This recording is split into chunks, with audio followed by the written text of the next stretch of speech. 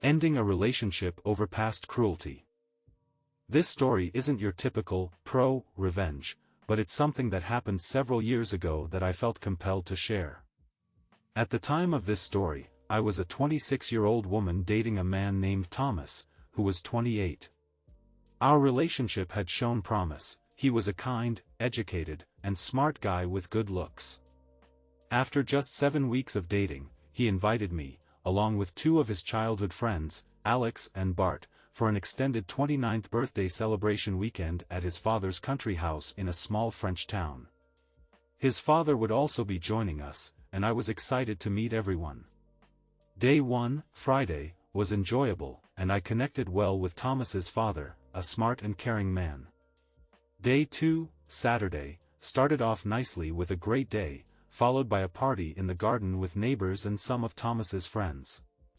After a few hours and plenty of drinks, people gathered around a small campfire and began sharing childhood memories. That's when things took a disturbing turn. At first, the stories were innocent and foolish, as you might expect. However, Thomas and his friends started sharing truly awful stories. One story stood out. When they were 14 or 15 years old, they thought it was amusing to bully a boy named Arthur from their school for nearly 6 months.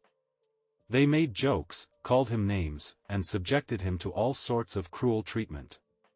As if that weren't enough, they created a fake girl profile on MSN Messenger, a messaging platform used in the 2000s, and spent months exchanging messages with Arthur, pretending to be a girl.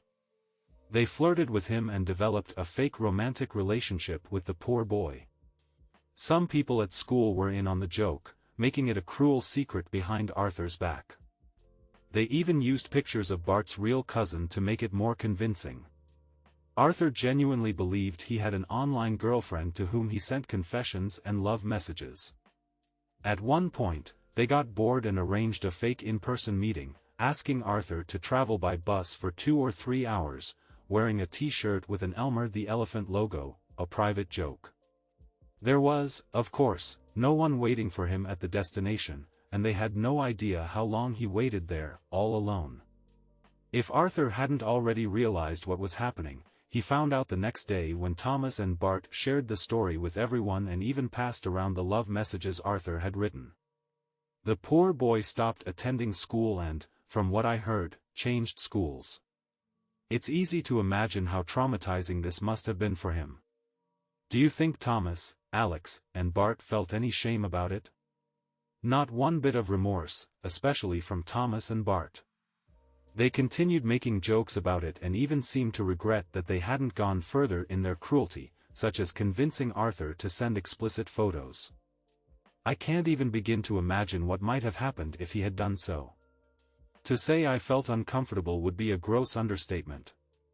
I was absolutely horrified and began to despise Thomas more than anything. I wasn't the only one shocked. Thomas's father, who overheard the end of the story, had the most disappointed look in his eyes. His inebriated son didn't even notice. I left the party immediately after that and returned to the house. I couldn't sleep that night and kept replaying the evening in my mind, especially how Thomas still found this whole thing funny. I heard him come to bed around 4 a.m., but I pretended to be asleep. Day 3, Sunday, was Thomas's actual birthday, and the initial plan was for us to have a special one-on-one lunch nearby before rejoining the group for a late afternoon party. However, I woke up early that Sunday morning, silently packed all my belongings, and headed alone to the train station, where I caught a direct train back to Paris. I decided to send a text to Thomas wishing him a happy birthday and instructing him to meet me at a specific location an hour away from the house for a surprise. I explained that I needed to arrive a bit earlier to ensure everything was perfect. I had randomly selected the location using Google Maps to buy myself some time. Thomas read the text when he woke up at around 10 a.m. He responded with excitement that he would follow the instructions to the letter. When he arrived at the designated spot at 12:30, I told him to wait a bit longer due to a minor delay. Then, I asked him to meet me at a restaurant that was a 30-minute drive from the original location. When he arrived there at 1:15 p.m., I texted him, saying I was on my way and that he'd understand when he saw me why I had made him wait. I also asked him to order some food and the most expensive bottle on the menu. Around 1:30 p.m., he began calling me repeatedly and sending anxious texts. After 45 minutes of silence, I responded, in French, "So, how does it feel to have people play with your feelings?" Then I stopped responding altogether. I let him call and text me throughout the afternoon but never replied. At one point, an unknown number called me, and it was his friend Alex, asking what was happening and complaining that I had ruined Thomas's birthday. I told him, "This is a small payback for what you did to Arthur. Tell Thomas to stop calling me," and then I blocked them both. I felt conflicted the entire evening because I had grown attached to Thomas. In the following months, a mutual friend called me, expressing that my actions were absurd and unfair, insisting it wasn't my role to punish someone for actions they committed as teenagers. They argued that there were more mature ways to address the issue and that I had been unreasonable.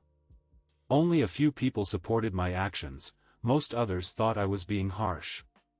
Thomas tried to mend things and win me back for several months, but I never responded to any of his messages.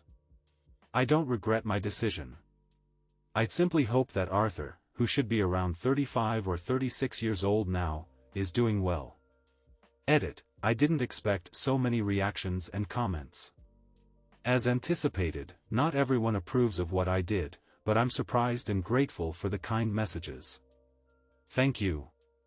Regarding Thomas's father, he was one of the few people who understood my actions.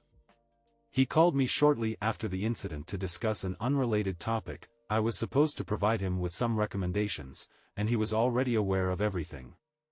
He didn't criticize his son but conveyed his disappointment. He told me that he hadn't slept the night of the party after hearing what happened. He appreciated getting to know me and expressed regret that I was no longer with his son, but he also understood my reasons. He didn't try to convince me to reconcile with Thomas. This man was a true gentleman. I don't know what became of Arthur. I don't even know his last name.